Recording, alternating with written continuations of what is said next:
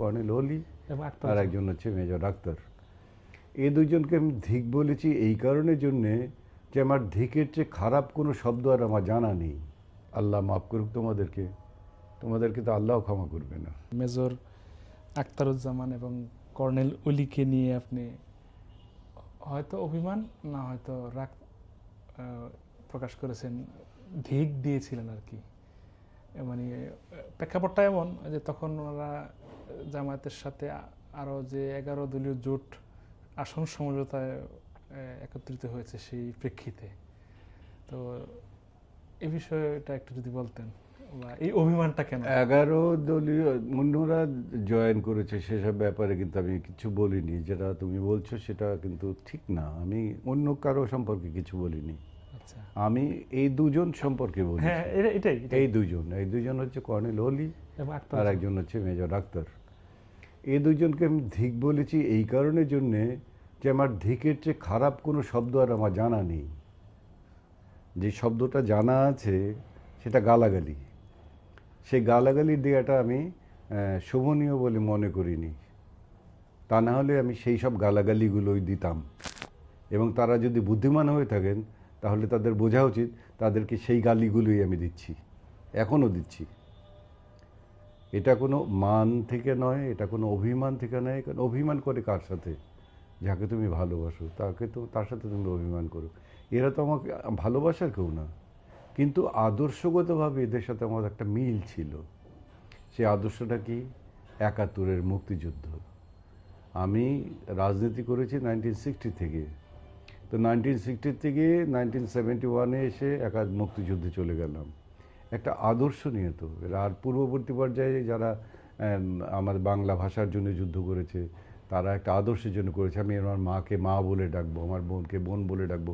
আমি উর্দু একমাত্র national language হবে এটা হবে না, Bangla should be another national language.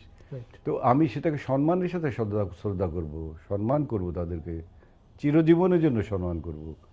এবং একই আদর্শকে নিয়েই আমরা স্বাধীনতা যুদ্ধে ঝাঁপিয়ে পড়লাম। যে আমাদেরকে যে কী কারণে যেন ঝাঁপিয়ে পড়লাম সেগুলো আজকে হয়তো বলাটার কোনো প্রয়োজন নেই। তারপরেও যেটা বলা যেতে পারে যে আমাদের ইকোনমিক্যাল ডিপ্রাইভিটি, আমাদেরকে ছোট জাত হিসাবে মনে করা, আমরা যুদ্ধ বিদেশে যাওয়া, যুদ্ধ করতে পারি না এটা বলা, এবং আমরা হিন্দু কালচার বা ইন্ডিয়ান কালচার দ্বারা ইনফ্লুয়েন্সড এইটা বলা, বা আমরাও এক ধরনের মোটামুটি মুসলমানই না এই ধরনের একটা কথা বলে, নামে মুসলমান এই ধরনের একটা কথা বলা। এবং সারা আর্মিতে একজন মাত্র মেজর জেনারেল ওয়াসিউদ্দিন যে বাংলায় কথা বলতে পারে না, উর্দুতে কথা বলে। আর একজন মেজর জেনারেল তখন নাই। আর বাংলাদেশের আর্মিতে বাংলাদেশ গভর্নমেন্টের যে ইনকাম, সেই ইনকামের 60% খরচ হয় সেখানে।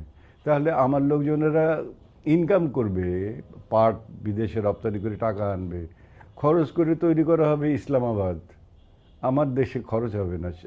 যে কোনো কারণে এইসব আদর্শগত কারণের জন্য আমাদের এখানে অমুক গান গাওয়া যাবে না, তমুক গান বন্ধ। আরেকজন বলবে যে এই গান কি আপনারা লিখতে পারেন না, রবীন্দ্রসঙ্গীত কি আপনি লিখতে পারেন না? মোনায়েম খানের মতো লোক, গভর্নর একজন, সে বলতেছে আপনারা কি রবীন্দ্রসঙ্গীত লিখতে পারেন না? তো এই অসভ্যদের সাথে এবং যে তারপরে আর্মিদের এনে তারা আমাদের চতুর্দিক থেকে এমনভাবে ক্যান্টনমেন্টকে কন্ট্রোল করে নিয়ে গেল, তখন তো আমাদের যুদ্ধ ছাড়া আর আমাদের কোনো পথ ছিল না। আমাদের স্বাধীনতা, আমরা আমার দেশকে ভালোবাসি, আমার দেশের মানুষকে ভালোবাসি। তো এখন সেইখানে আমরা স্বাধীনতার জন্যে আমরা পরাধীন ছিলাম বলা যাবে, কিন্তু অনেকটা ওই রকমই পরাধীনতার মতোই শৃঙ্খলিত না হলেও।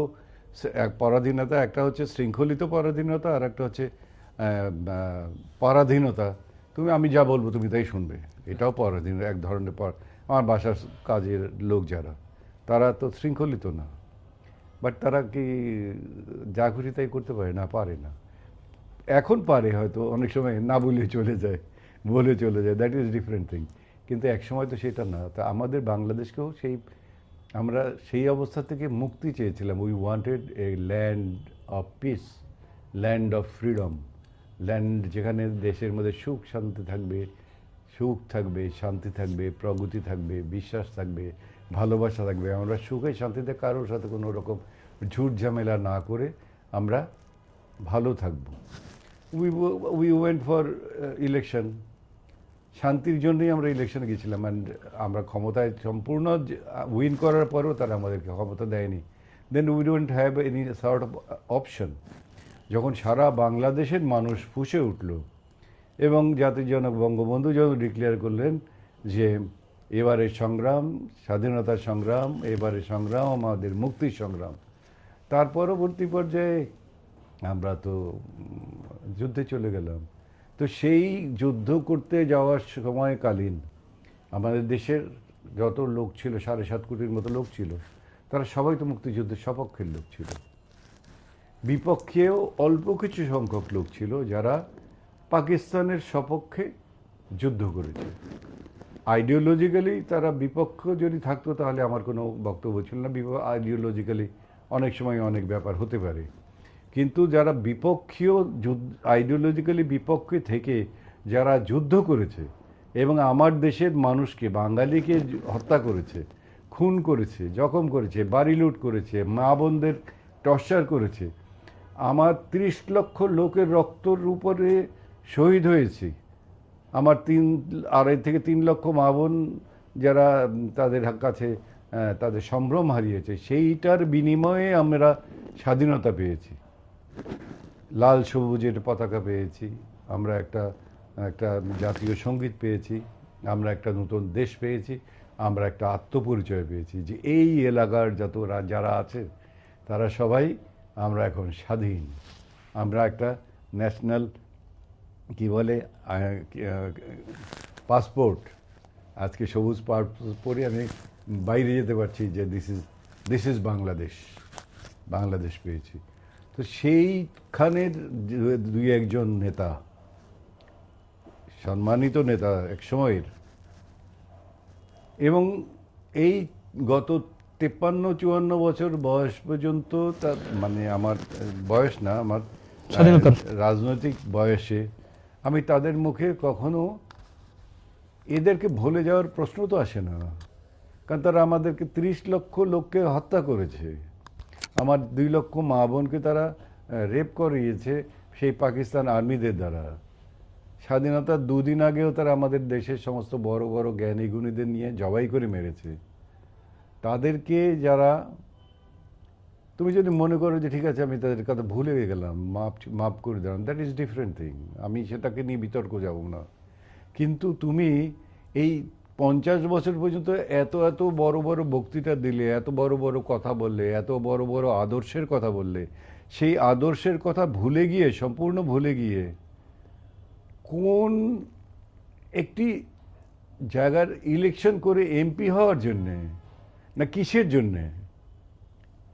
আমার তো তোমার জন্ম সম্পর্কে আমার এখন সন্দেহ জাগে যে তুমি তোমার আমি এটার ব্যাপারে কিছু বলতে চাই না, কারণ আমার যে শব্দগুলো আমি ব্যবহার করবো সেগুলো সুন্দর শব্দ হবে না। আমি ওই একটা শব্দই বলেছি যে ধিক বলেছি, খারাপ যদি কোনো শব্দ থাকে সেটা গালাগালি থাকবে, সেই গালাগালি শব্দগুলো আমি ব্যবহার করতে চাই না। তো তোমরা দুজনে সেখানে গেছো এবং গিয়ে শুধু যাওনি, গিয়ে আবার তার সপক্ষে কিছু গান গাওয়া শুরু করেছো। আল্লাহ মাফ করুক তোমাদেরকে তো আল্লাহ ক্ষমা করবে না। আচ্ছা, এখন জামাত বিষয়ের মানে তাদের থেকেই কিছু প্রশ্ন এসেছিল আর কি, বা এটা অনেকে বলা বলি করে যে বাংলাদেশের বিরোধিতা কি জামাত করেছে এমন প্রমাণ দেখান, অনেকে বলতো আর কি। আসলে কি এরকম যে আমি এই কথাটার সাথে সম্পূর্ণ একমত নই, সম্পূর্ণ দ্বিমত। আমার এই ব্যাপারে ছোট্ট একটা মতামত, এটা আমি আদর্শগতভাবে দ্বিমতের কথা বলছি। এই কারণের জন্য বলছি যে রাজনৈতিক ডিফারেন্স অফ ওপিনিয়ন কিন্তু থাকতে পারে, সবসময় থাকতে পারে। তুমি এক ধরনের চিন্তা করবে, আমি এক ধরনের চিন্তা করব, আর সে আর এক ধরনের চিন্তা করবে। এই চিন্তাটা থাকলে পরেই সেখানে গণতন্ত্র হলো, আর তা না হলে তো সবাই যদি একই চিন্তা করে তাহলে তো গণতন্ত্র থাকে না। রাইট। তো এখন চিন্তা তো অনেকেই করতে পারে, কেউ পাকিস্তানের সপক্ষে চিন্তা করতে পারে, কেউ পাকিস্তানের বিপক্ষে চিন্তা করতে পারে, এটা কোনো অপরাধের মধ্যে আমি অন্তত ওকে ফিল করি না। যারা পাকিস্তানের সপক্ষে চিন্তা করেছে আমি সেটাকে অপরাধ ফিল করি না, কিন্তু পাকিস্তানের সপক্ষে ফিল করার পরে, রাজনৈতিক সপক্ষে ফিল করার পরে তুমি যদি কোনো অপরাধে জড়িত হও, এবং যখন তুমি তোমার সপক্ষীয় লোকজনকে, যারা বেশিরভাগ তুমি জানো যে 90% লোক এইটাকে সমর্থন করছে, সেই 90% লোকের বিরুদ্ধে অন্যায়ের সপক্ষে গিয়ে তুমি রাতের অন্ধকারে তুমি তাদেরকে ক্ষতি করার চেষ্টা করছো, তুমি তাদেরকে খুন করাচ্ছ, তুমি তাদেরকে লোককে ডেকে এনে তাদের বাসার বাড়ি তৈরি করে দেখাচ্ছ, তুমি একটা সুন্দর মেয়ে একটা বাসায় আছে সেইটাকে নিয়ে আর এক জায়গায় প্রেজেন্ট করছো, এইটা হচ্ছে অপরাধ। এটা হচ্ছে ফৌজদারি অপরাধ থেকে অপরাধ, রাজনৈতিক অপরাধ থেকে অপরাধ, আদর্শগত অপরাধ থেকে অপরাধ, ধর্মীয় অপরাধ থেকে অপরাধ। কোনো অপরাধ থেকে এটা সিন বলো, ভার্স বলো, ক্রাইম বলো, from all the corners these are অপরাধ। তো সেই অপরাধে সেই সময়ের জামাত অপরাধী ছিল। সে আমি মুক্তিযুদ্ধ করেছি, আমি জানি, কিন্তু সেই সময়ের আমরা যদি ইন জেনারেল সবাইকে যদি বলি যে অপরাধী ছিল, আমি আবার সে কথাটাই বিশ্বাস করি না। কারণ আমি আমার 104 জন ছেলেকে নিয়ে আমি এমন একজন লোকের বাড়িতে ছিলাম, প্রায় 3 দিন বাড়িতে ছিলাম লুকানো অবস্থায়, যেটার শান্তি বাহিনীর হেড, তার বাড়িতে ছিলাম। ওই সময় অনেক সময় কথা বলতে বলে, রাত্রে কথা বলতে জিজ্ঞেস করে শান্তি বাহিনী করলেন কেন আপনারা, বলে যে বাবা এটা আমরা এই জন্য করেছি যে শান্তি বাহিনী বললে পরে পাকিস্তান আর্মি যখন আসে তখন বলি সালাম আলাইকুম, হাম ভি মুসলমান হ্যায়, তুম ভি মুসলমান হো, মেরে ইহা কোই মুক্তি নেই হ্যায়। তো ওরা আমার কাছে দুই একটা উর্দু টুর্দু শুনে আর এই মুক্তি বাহিনীর খোঁজ খবর তারা নিত না। রেজাল্ট হতো যে আমার এলাকার লোকজনকে আমি সেভ করার চেষ্টা করতে পারতাম, আমি তাদের বাঁচানোর চেষ্টা করতে পারতাম। আমি তো তাকে সেই রাজাকার বলতে পারি না, বলবো না। তো না বলা, কিন্তু যদি আবার আমাদেরই ওই এক টাইমে যখন রাতে আমাদের 1 ঘন্টা পরে আমাদের পালিয়ে যেতে হয়েছে, যে যেখানে আমরা ছিলাম সেটার খবরটা পার্শ্ববর্তী গ্রামে বাংলাদেশ মানে তখন পাকিস্তান আর্মির কাছে খবরটা চলে গিয়েছিল উইদিন হাফ অ্যান আওয়ার। তা আমরা সেটা জেনে ওইখান থেকে আবার সেই রাত্র 3টা সাড়ে 3টার সময় পালিয়ে আর এক জায়গায় চলে গেলাম নদী ক্রস করে। এবং নদী ক্রস করা সেই রাতে, শীতের রাতে কী কষ্টকর ব্যাপার ছিল সেটা যারা ভুক্তভোগী তারা জানে, আমরা জানি। তো সেটা এই যখন সে এইটা হচ্ছে তার অপরাধ।